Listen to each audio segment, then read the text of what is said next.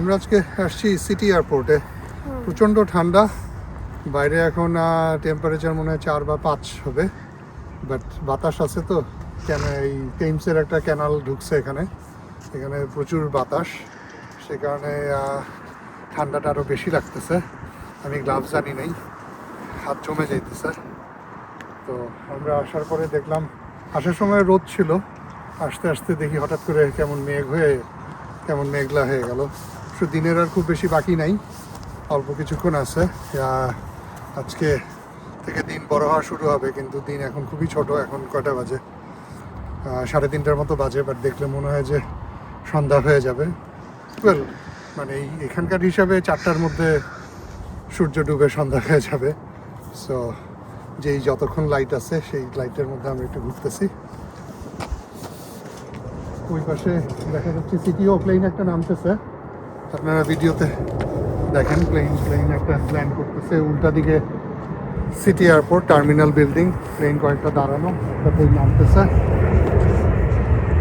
So mainly British এয়ারওয়েজই মনে হয় এখানে অপারেট করে।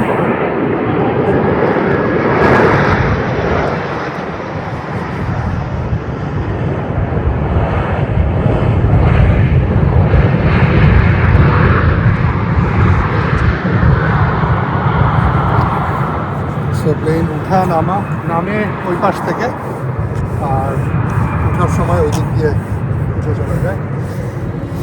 আমরা একটু হাঁটতেছি এয়ারপোর্টের এখানে।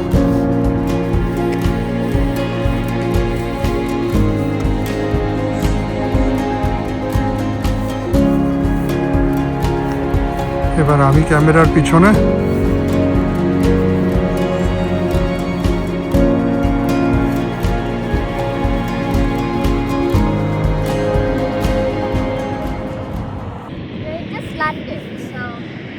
যেটা কিছুক্ষণ আগে ল্যান্ড করলো ওই প্লেনটাই ট্যাক্সিং করে আসতেছে, তাই না?